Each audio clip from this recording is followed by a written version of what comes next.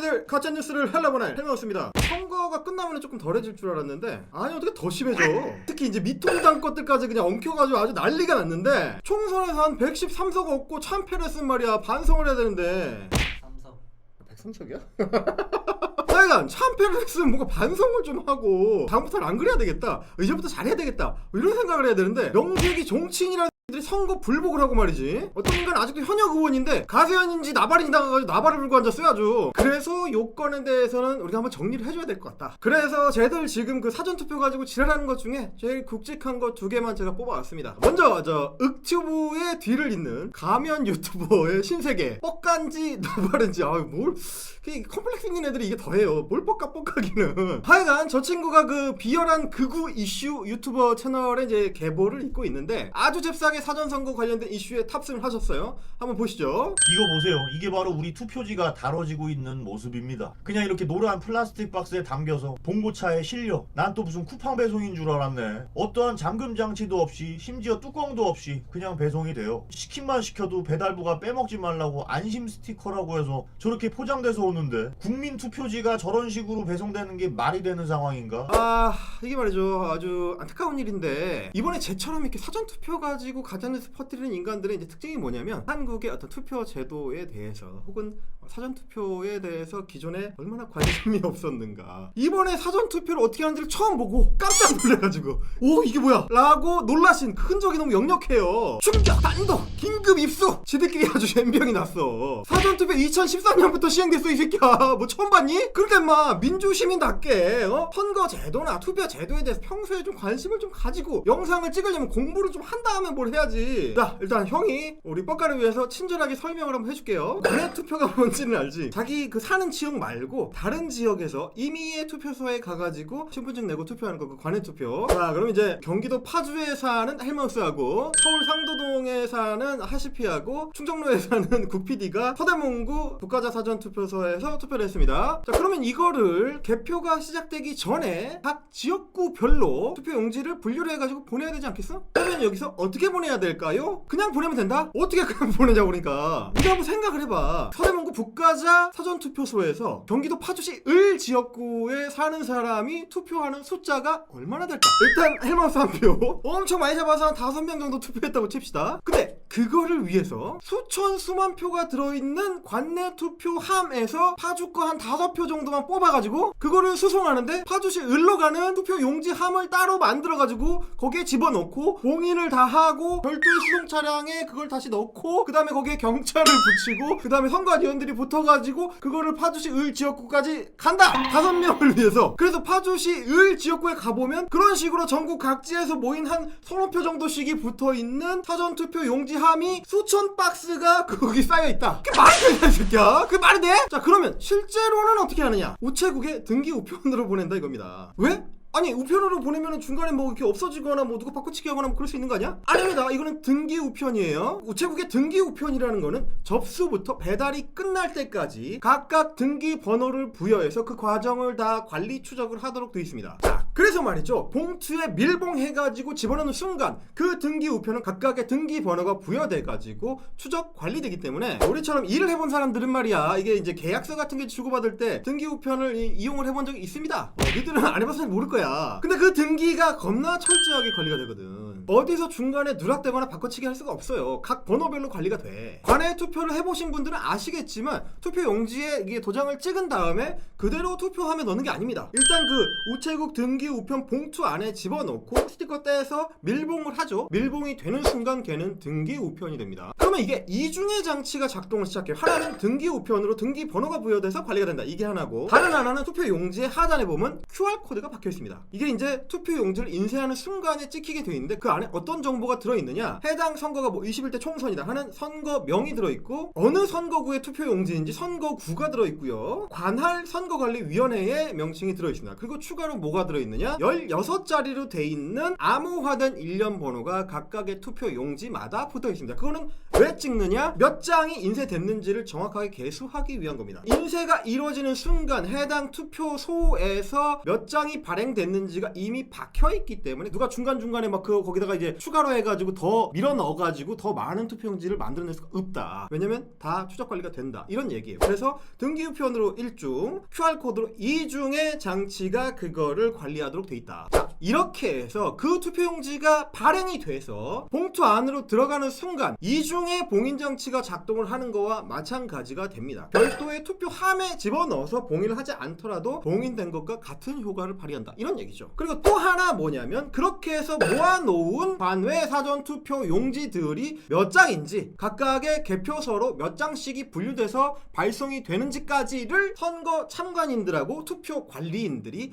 다 확인을 합니다. 그거에 대해서 확인한 서명을 하고 그게 투표록에 그대로 기록이 돼서 관리가 되고요. 그 다음에 그게 등기우편으로 각 지역으로 분배가 되죠. 받은 지역구에서 다시 확인을 합니다. 저쪽에서 우리한테 5장을 보냈는데 5장이 들어왔다 확인하고 투표록에 다시 기록을 하고 그걸 다시 밀봉된 함에 집어넣게 되는 이런 과정을 거치는 것이다 라는 거죠. 그럼 이 과정에 참여하는 사람들이 누구누구냐? 선관위에 배치되어 있는 각 정당에서 추천한 선관위원들이 있고요. 지역구별 선관위원들이 있고요. 선거관리위원회의 공무원들이 있고요. 각 정당별 참관인이 있고요. 경찰 인력이 투입되고요. 우체국의 인력들이 투입됩니다. 얘네들이 자꾸 이런 헛소리를 하는 이유가 뭐냐면 이 개념이 없기 때문입니다. 한국의 선거제도에서 가장 확실한 안전장치는 뭐냐? 상호감시체계예요. 우리나라는 말이죠. 선거 때문에 나라가 뒤집어진 적이 2번이나 있는 시민혁명으로 독재자를 쫓아낸 경험이 2번이나 있는 나라이기 때문에 그래서 이 나라 사람들은 선거와 관련해서는 일종의 강박증이 있어요. 서로 못 믿어. 그래서 어떻게 하느냐? 서로 2중, 3중으로 감시를 하도록 제도를 만들어놨다 이겁니다. 초당 새끼들이 하는 짓을 어떻게 믿어? 내가 내 눈으로 직접 봐야지. 그래서 우리가 다 참관인을 보낸다 이거예요. 각 정당별로 참관인을 다 보내요. 그래서 개표 현장을 한 번씩 견학을 해보면 좋은 게 가보면 아주 난리가 납니다. 각 정당의 참관인들끼리 서로 막 사대질하고 이의제기하고 소리 지르고 난리가 나 있어요. 특히 격전지일수록 각 정당별로 신경전이 이게 장난이 아니거든. 그래서 자기들이 생각했을 때는 이거 조금이라도 이상하면 무조건 문제제기 하는 거예요. 그런데 급한 국에 뭔가 이 꼼수를 해가지고 이렇게 봉투를 하나 싹 집어넣어 난리가 나지.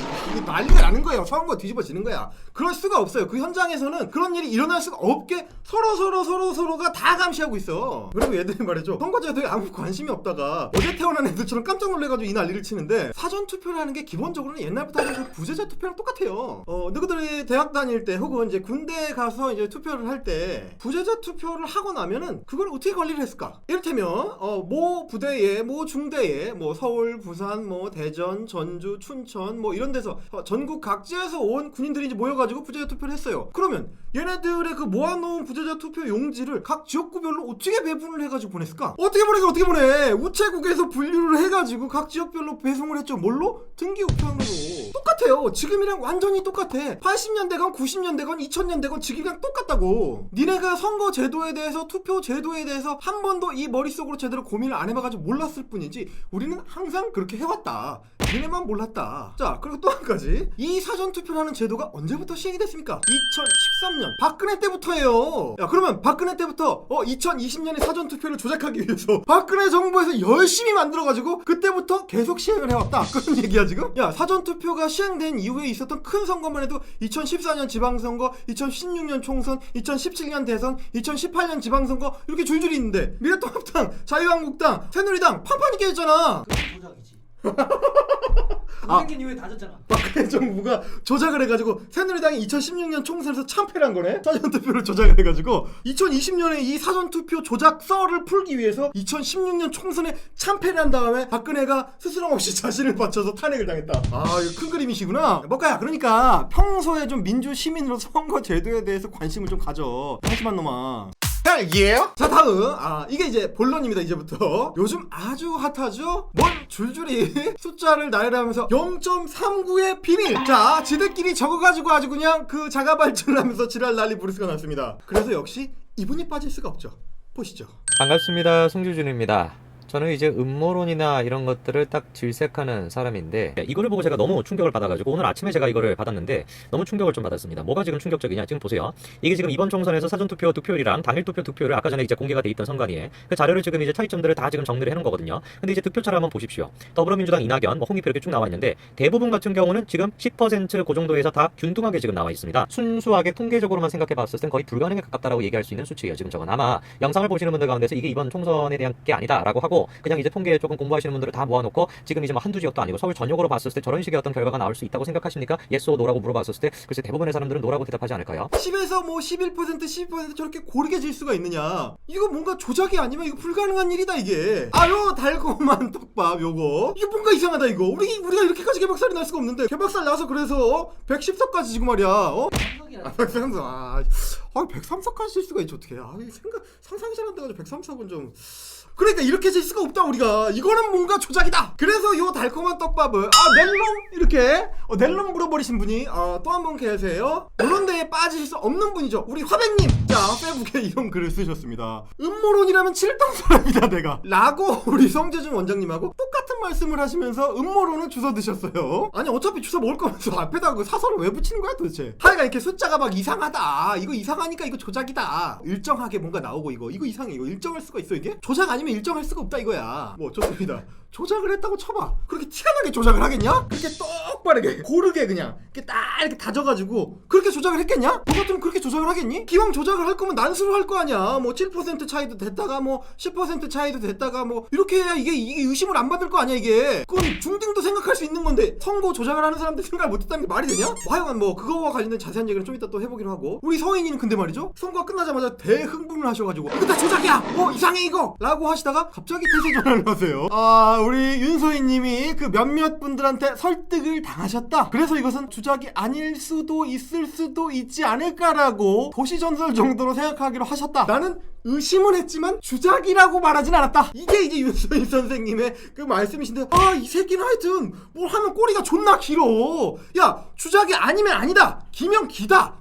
정확하게 얘기를 하든지 뭔가 조금 의심이 남기는 남는데 이 사안은 도시전설이기 때문에 나는 이게 의심이 진실이 됐으면 좋겠습니다. 남들이 조작이 아니라고 하니까 꼬리를 내리긴 내리는데 이게 껄쩍지근해. 나는 이게 진실이었으면 좋겠어. 난 사실 저게 조작이었으면 좋겠어. 밥들의 합법이죠. 저것은 그냥 밥들의 협박이라고 밖에는 달리 설명할 방법이 없는. 자 여러분 서인이가 저렇게 갑자기 꼬리를 말면서 태세 전환을 할 때는 말이죠 어디를 확인해 봐야 되느냐. 코사단의 진짜 숙주 우리 윽비님 응모의 페이스북을 확인을 해봐야 됩니다. 그래서 제가 바로 봤지요. 우리 윽비님께서 단호하게 근엄하게 꽂으십니다. 이 음모론 중들아 이준석 최고위원님의 말씀을 들어라. 부정선거 소리 좀 작작나게 하라. 그러면서 요즘 조선족이라고 일베의 공격을 집중적으로 받고 계시는 우리 이준석 최고위원님을 인용을 하셔가지고 준엄하게 꽂으셨습니다. 하여간 요 퍼센테이지가 어쩌고 저쩌고 하는 거 이 헛소리의 정점은 바로 이분들입니다. 우리 가로세로 연구소 뭐라고 하는지부터 일단 한번 들어보시죠. 더 황당한 거요. 네. 동대문 갑 같은 경우에는 당일 투표는 46점 안규백이 46.55, 미래통합당 허여군범이 46.54입니다. 뒤에 숫자까지 거의 똑같아요. 네. 당일 투표는 똑같은데 사전 투표는 25%가 차이 납니다. 이게 가능해요? 그러니까 말입니다. 이런 확률이 가능합니까? 아니 그러니까 저희는 무슨 뭐 개표하면 어쩌고 뭐 자유당 시절 뭐 이런 그런 거는 너무나 많은 사람들이 개입돼야 되기 때문에 그런 식의 음모론은 힘들어요. 음모론이 굉장히 어려운 이유가 뭐냐면 너무나 많은 사람들이 개입해야 되는 거면 음모론이 성립하기가 힘들어요.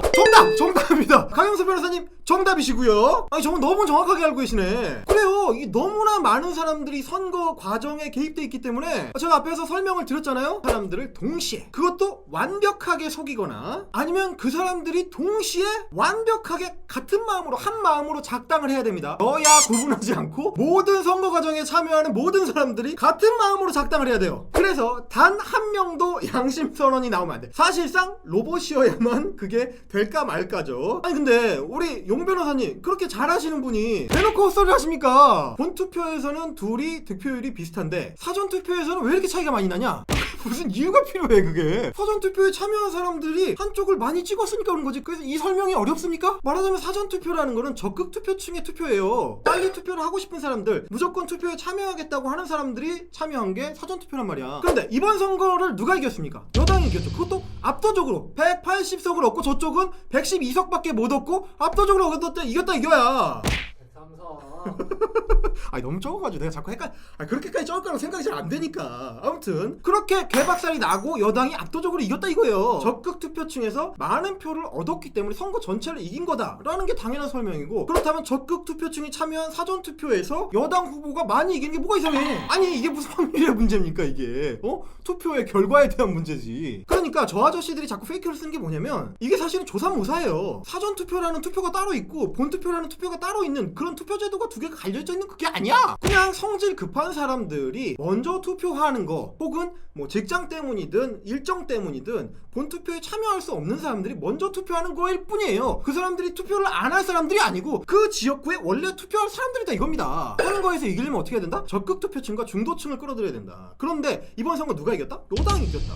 그러면 중도층과 적극 투표층이 누구한테 투표했다? 여당한테 투표했다. 그러면 사전 투표는 어떤 사람들이다? 적극 투표층이다. 이게 어렵습니까 지금? 게다가 유튜브에 서식하는 그 가짜 뉴스놈들이 사전 투표 기간 내내 사전 투표 참여하지 마세요. 사전 투표는 조작입니다. 사전 투표를 하면 그 표가 사표가 됩니다. 라고 유튜브에서 맨날 떠들었어요. 그 지랄을 떠니까 보수 유권자들이 사전 투표를 안 했어. 그래가지고 실제로 이준석 최고위원님이 자기 페이북에 그런 글을 쓰기도 했어요. 그래서 자기가 적극적으로 일부러 전화를 돌려가면서 사전 투표 참여해달라고 제발 빌었다. 어떻겠으면 그렇겠어? 자기들이 사전투표 참여하지 말라고 그렇게 열심히 광고를 해놓고 이제 와서 왜 우리 편이 사전투표에 적게 없지? 도대체 무슨 생각이야? 정신이 없니? 자, 그리고 쟤들이 저렇게 숫자를 계속 늘어놓으면서 이거 조작이야! 라고 주장하는 그거, 그 본진을 한번 제대로 조져보겠습니다. 충격단독 0.39의 비밀. 젬병이 났어요 진짜. 내가 충격이다. 이거 봐라 이거. 이 표를 봐라 이거 0.39 이거. 관외 사전투표의 득표수를 관내 사전투표의 득표수로 나눴더니 각 후보별로 다 똑같이 0.39 어쩌고저쩌고가 나온다. 이게 어떻게 이렇게 똑같을 수가 있냐 이게 무슨 뭐 상수 어쩌고저쩌고다. 이거 미리 다 맞춰놓은 거다. 아니 애초에 관외 득표하고 관내 투표를 왜 나누는 거야? 사전 투표하고 본 투표를 나누더니 그 다음에는 관내 투표하고 관내 투표를 나눠. 이거 왜 나누는 거야 도대체 애초에? 근데 여러분 아주 웃긴 게 뭐냐면, 저렇게 나누면 말이죠, 원래 저렇게 나올 수밖에 없습니다. 저 아저씨들이 지금 지들이 보여주잖아요. 관외 득표율하고 관내 득표율의 득표 비율이다라고 지들이 얘기하죠. 자 보세요. 저렇게 후보별로 안 하고 지역구 통으로 인천, 연수구, 의뢰 관외 투표 전체, 관내 투표소 전체를 저 아저씨들 한 거랑 똑같이 나누죠. 관내 사전투표 12,718표, 관외 사전투표 32,428표. 요거를 나누면 0.3921 어쩌고저쩌고 이렇게 나갑니다.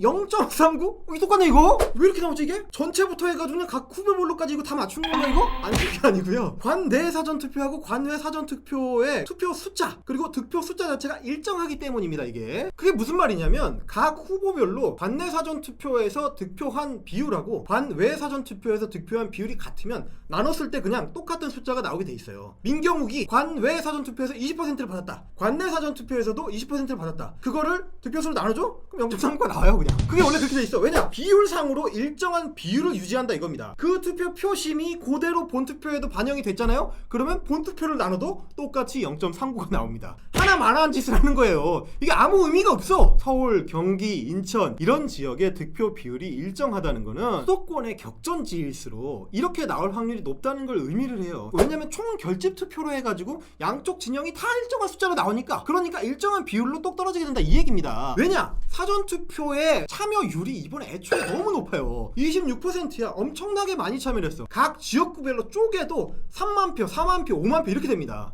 그러면 이 정도로 대규모의 모수가 만들어지면 각 투표 지역구별의 특성을 떠나서 표준 편차, 평균적인 일반적인 정규 분포에 수렴하게 된다. 이게 통계적으로 자연스럽다. 그러니까 서울이나 인천이나 경기도의 여야의 득표율이 비슷하게 일정하게 나온다는 얘기는 충분히 많은 사람들이 참여를 하면서, 그래서 모수가 커지면서 그 지역의 득표율이 실제 지지율에 수렴하도록 맞춰졌다. 통계학적으로 자연스러운 현상이다. 그래서 통계학에서는 이런 걸 뭐라고 한다? 중심 극한 정리라고 하는 겁니다. 이 얘기를 헬마우스가 한 게 아니에요. 누가 했느냐? 자유한국당의 혁신위원을 지내셨던 카이스트의 이병태 교수님께서 일베들의 집중 포화를 맞으면서도 꿋꿋하게 페북에 쓰신 글이다 이 얘기입니다. 근데 여러분 사실 이것도 그냥 우연이에요. 실제로 관외 투표하고 관내 투표의 표심이 다른 경우들이 많아요. 그래서 격전지 중에서 제가 몇 개 뽑아가지고 해봤어. 저 친구들이 제일 원한 갖고 있는 광진을 있죠. 거기는 말이죠 상수 같은 거 안 나옵니다. 관내하고 관내하고 표심이 달라. 우연한 발견을 가지고 이거 뭔가 인과관계가 있는 게 아닐까? 라고 착각에 빠지시는 거. 초심자들이 흔히 빠지는 착각이에요. 선거에 대해서, 선거 제도에 대해서, 개표 과정에 대해서, 득표에 대해서, 득표한 걸 어떻게 해석할지에 대해서 평소에 아무 관심이 없다가 갑자기 이런 걸 딱 보니까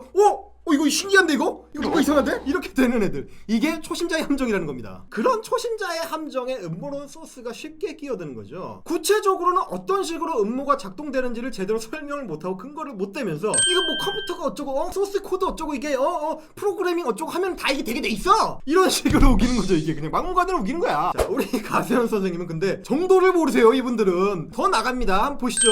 이게 더 심각한 경우인데 이거는 뭐 선거 제도와 통계학 이딴 게 아니고 그냥 수학을 무시한 경우 서울, 인천, 경기에서 민주당이랑 미통당이랑 득표율을 보니까 63대 36으로 다 똑같이 나온다. 아니 어떻게 이렇게 딱 맞출 수가 있지 이거? 이것은 음모야 이거! 컴퓨터를 조작을 해가지고 이 프로그래밍을 이 지랄을 해요. 진짜 일관되게 깨졌네. 저게 국회 보좌진 출신의 선거 해석이거든.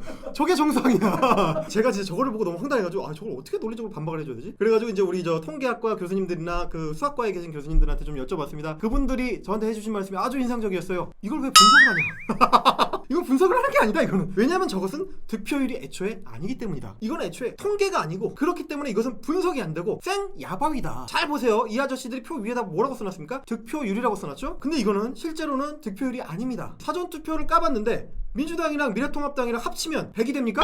100%가 된다는 게 말이 돼요? 뭐 정의당 어디 갔어? 그 외에 뭐 다른 정당들 무소속이니 이런 거 다 어디 갔어요? 이거는 그냥 빼버리고 지들 마음대로 임의로 두 개를 합쳐서 100을 만들어 놓은 거야. 이거는 애초에 득표율이라는 게 아니고 가상의 자기들 마음대로의 지표를 따로 만든 겁니다. 이거를 어떻게 해석할 거냐 하는 건 전혀 별도의 문제예요. 양당의 득표수를 비교하는 표일 뿐이죠. 그 표를 어떻게 해석해야 되느냐? 다시 한번 판이 깨졌구만.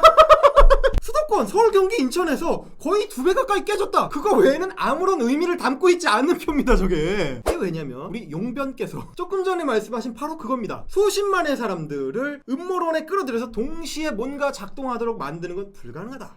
저 사람들 주장대로 되자면 이렇게 돼야 됩니다. 사전투표를 실시를 해. 그래서 수백만 표가 전국 각지에서 이제 만들어집니다. 그러면 그거를 우리가 이제 봉인을 하고 배송을 하고 그걸 개표장에서 받아가지고 다 이제 까가지고 숫자를 세고 그걸 이제 당별로 분류를 하고 그렇게 쫙 해가지고 선관위 개표 관리 시스템에 입력을 딱 하면 숫자가 저렇게 딱 떨어져야 된다 이거야. 어떤 지역구는 뭐 50대 30이 나오기도 하고 어떤 데는 막 정의당이 15% 나오기도 하고 뭐 이럴 거 아닙니까? 그렇게 불균등하게 배분이 돼 있는 각 지역구별로 쫙 모았을 때 63대 36으로 딱 떨어지게 만들어야 돼. 그럼 어떻게 해야 될까요? 수도권에 수천 개의 투표소별로 몇 명이 투표에 정확하게 참여를 할지를 완벽히 알아야 되고 그 표수에 맞춰가지고 미리 조작된 표를 다 만들어놔야 돼. 그것도 심지어 비율 조정이 다 돼 있어야 됩니다. 그렇게 했다가 미리 준비한 그 표를 각 지역구의 개표장별로 쫙 밀어넣어야 돼. 동시에. 그러면 실제로 저 유권자들이 투표했던 그 사전투표 용지는 어떻게 되는 겁니까? 밀봉해가지고 저 등기우편 해가지고 뭐 지금 저 우체국별로 다 배송되고 있잖아.